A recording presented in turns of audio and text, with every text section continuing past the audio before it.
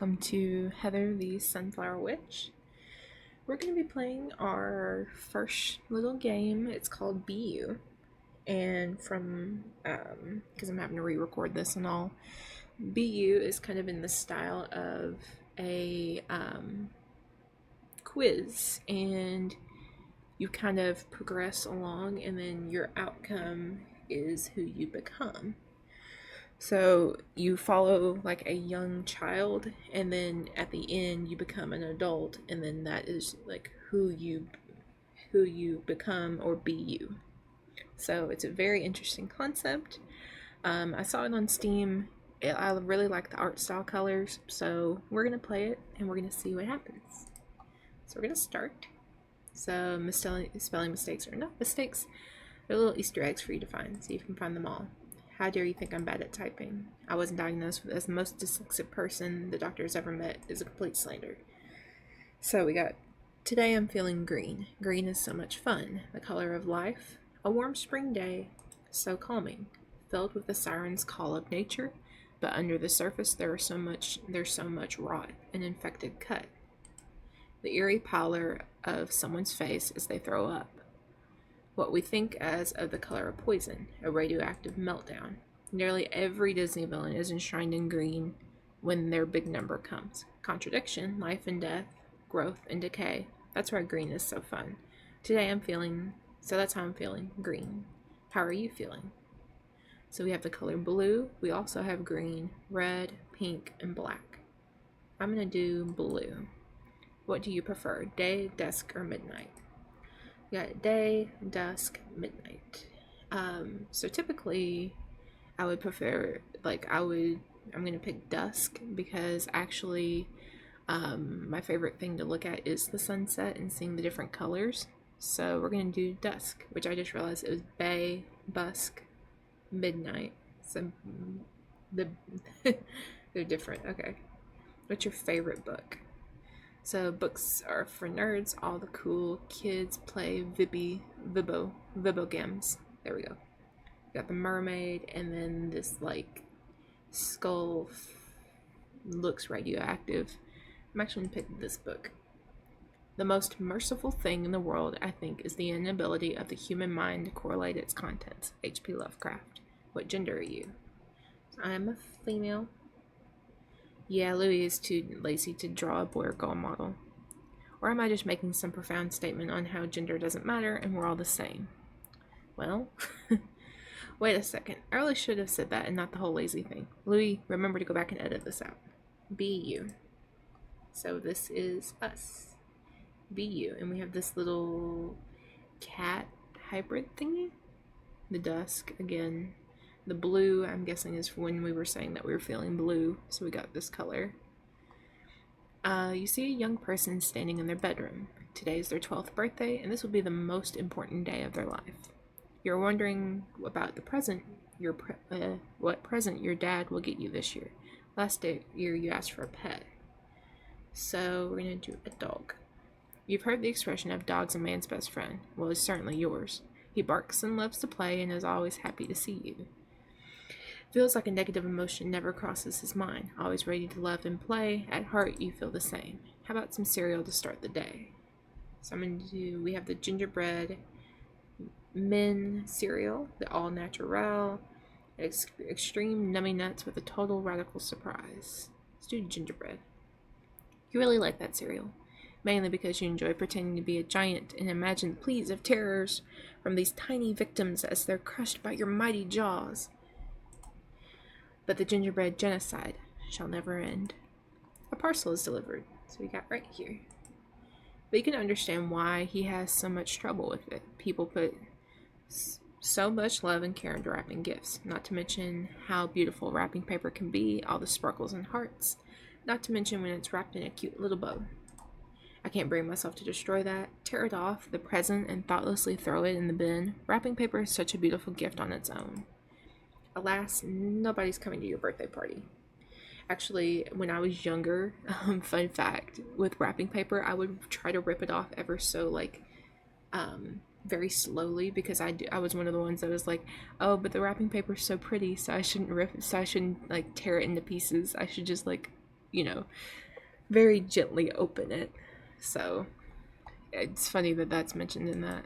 So I'm sure there is some tragic reason for it, but in truth, Louis is a lazy piece of trash who can't be bothered to draw that many people. Ooh, a package. It must be for your dad.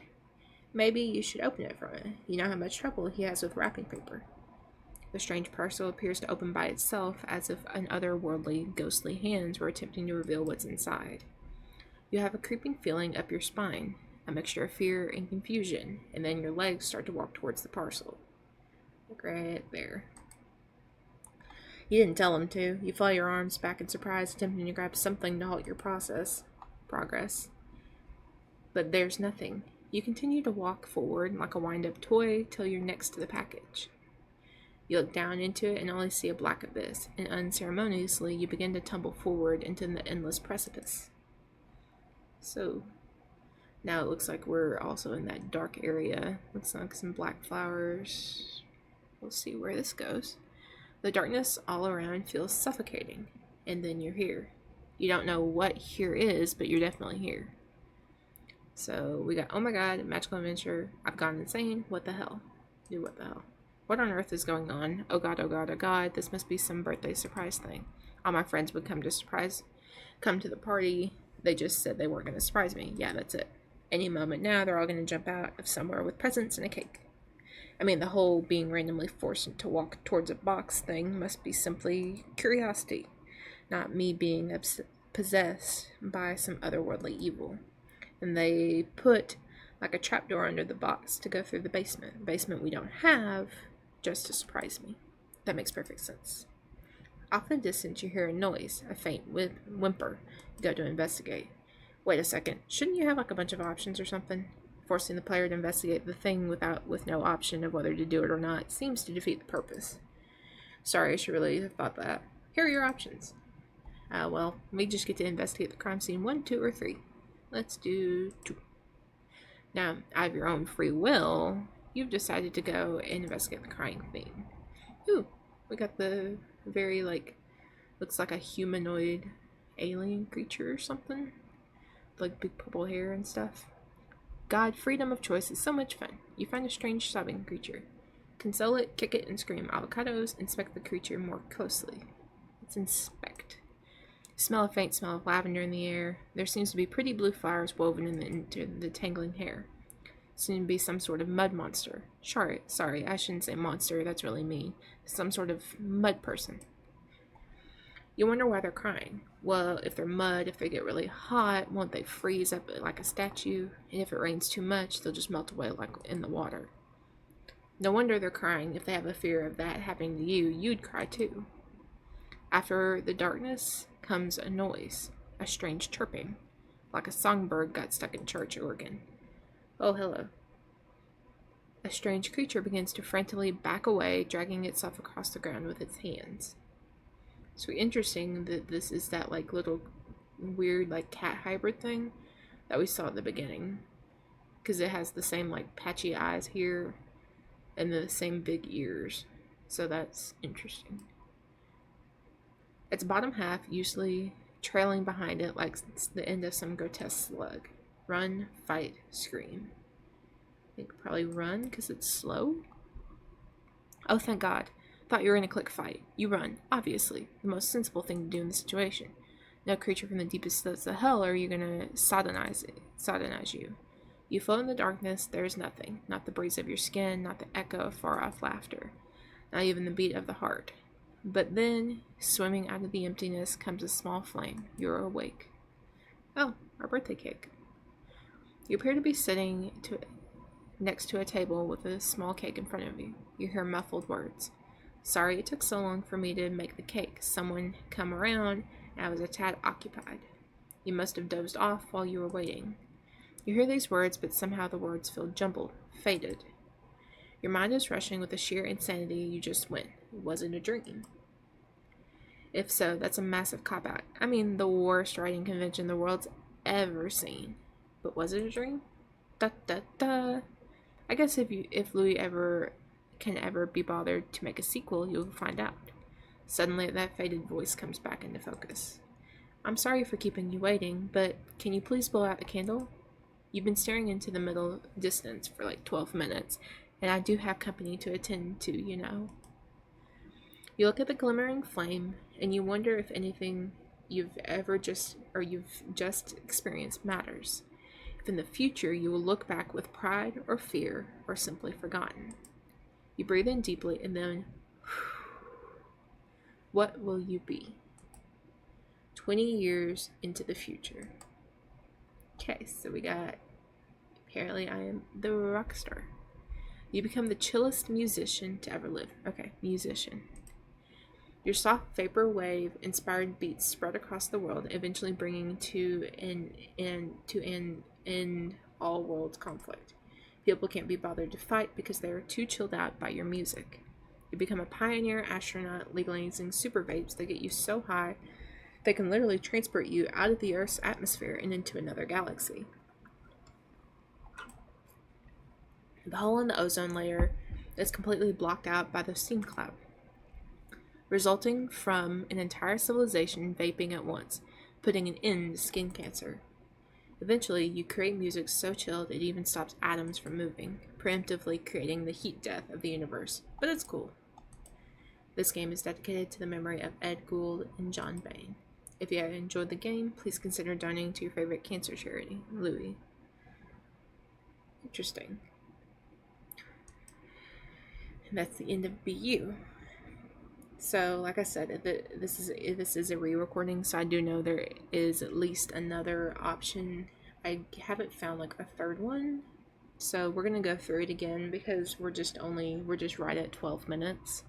We're just gonna go through it, try different options, and see if we get a different ending. So like we have the chill musician. See if that changes in some way. So we're just not gonna. We're gonna pick our different colors. So I wonder if let's pick red. Pick the daytime.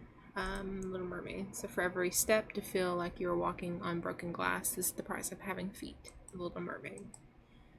Little female character. Alright, so the difference now is we have the sun again. We also have the red shirt and the red socks right down here. We also don't trust this thing. So we're gonna choose a fish. You might be able to purr, go on walks, or play catch, but you love him all the same. But the one thing that does make your heart feel sad is you can't hug him because you're too big to fit in his bowl. How about some cereal to start the day? Let's choose this like radical cereal. That's my favorite. That's your favorite cereal because mainly because there's a surprise.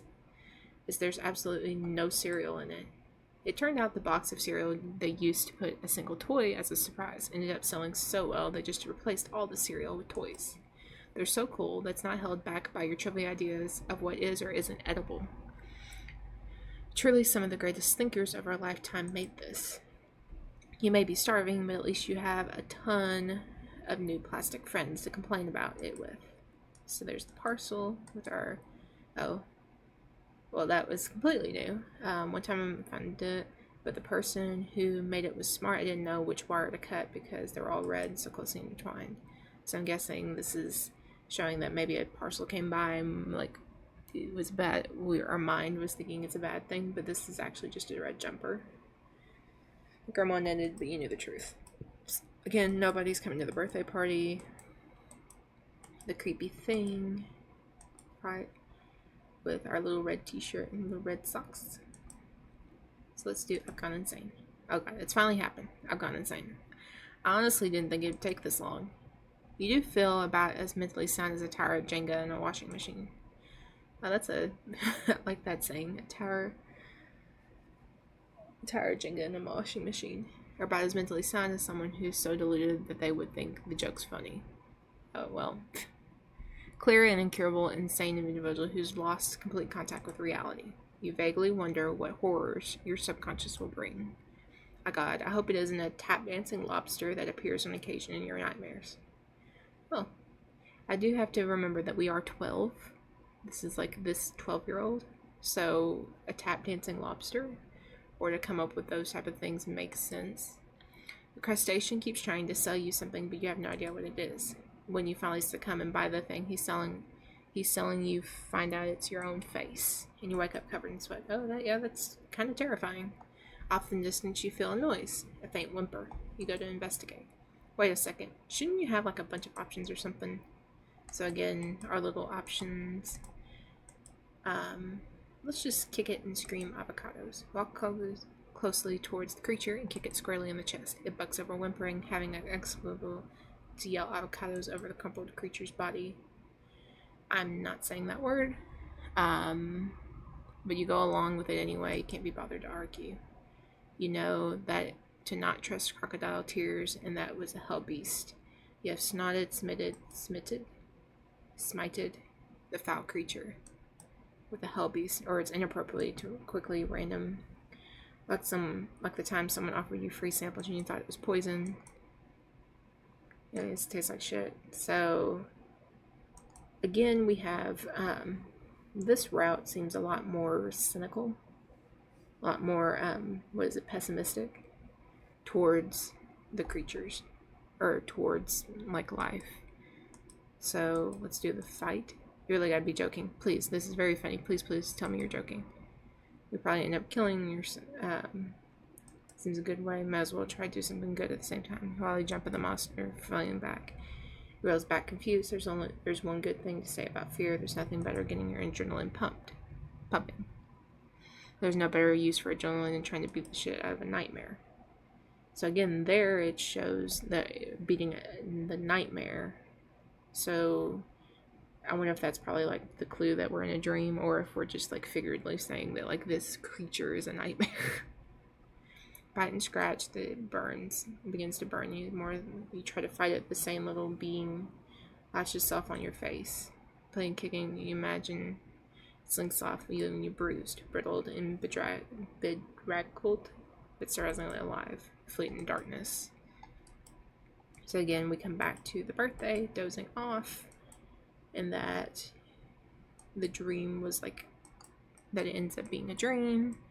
We blow out the candle, and we see where we are. Oh, hello. The nightmare you just had never left you, seeing monsters in every corner, convinced they are about to break through into our reality, making Earth a living hell. You become the most prolific and well-known doomsday prepper in the world. Okay, that makes more sense. Storing miles of ammunition and canned foods underground in secret concrete bunkers. But then the worst nightmarish thing happens. You were wrong. The apocalypse never came. You wasted all that time. You could have been eating ice cream or playing with kittens. To make sure your whole life's worth is actually justified, you decide to start the apocalypse yourself if no one else is going to. So again, edit memory of Ed Gould, John Bain. So actually, when I first went through this and then now re-recording it, that was actually a route I didn't get. So I guess this playthrough we got that type of thing. So I do know there's a third route. So I'm going to kind of go through and get us over to, I guess I could have done the notebooks, but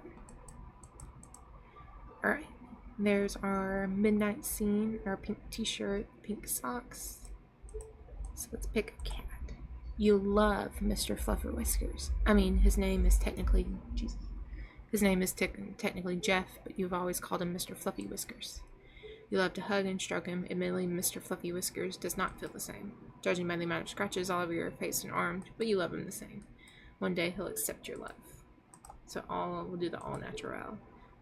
No additives, environmentally friendly, and locally sourced. This is your favorite cereal. Shame it doesn't say what it is on the box. It's all natural, so it's got to be good. It doesn't matter that it's tried to eat its own way out of the box and appeared to dissolve your spoon. Because in your heart, you know it helps the environment, small business people, and the poor kids in Africa who love to eat this. Admittedly, the cereal probably love to eat them. So again, we got the parcel. The love and care, the idea that wrapping paper is part of itself. So this one we're going to do kind of a magical adventure. We're going to try to take this in a more optimistic route. Yeah, optimistic. Okay, this is strange. You have vague memories of epic tales starting like this. Most of them end with happy endings, but a lot of monsters get eaten up, and I don't really like the idea. This is the beginning of a fantastical story. I think it is. I'm sure everything can be sorted out reasonably. I know there's always some dark evil, but I'm sure there's perfectly reasonable explanation like the Sarin guy. Probably just needed some eye drops. There's no thing as evil, just friends you haven't met yet. So our faint and whimper, because here we're going to try and console it. Like, there's no need to cry. I'm sorry for things that possible get over with, but no matter how big it is, I promise you I'm going to do my best to help. After the darkness comes a noise, and of course we get our creature. We scream as hard as your little lungs can manage. Manage to scream loud enough, you might get the attention and leave the little mud person alone. This seems a better way than any. Look on the bright side, the more the creature tears you to pieces, the more you'll scream and the more of a distraction you'll become. That isn't much of a bright side. So the body slams into you shortly with the darkness consuming. So this was a very friendly approach, being very happy. So I wonder if we end up with the third route. Nope, we still got the chillest musician. So I'm gonna kind of do that. I know there is a third route. There's what's the one called? Maybe I can cut the route that I did get in the previous video and add it to this video or maybe just upload that route. But for now, the video is kind of getting to about 22 minutes. So that is the first couple of routes in BU. This was, I believe it was a free-to-play game on Steam, if I remember correctly, or maybe it was on sale. But it was just a simple kind of click adventure, click and point, turned into an adventure with more of a story, like a storybook. So that is the end of BU. I want to thank you guys for watching, and we will see you in the next video. Bye.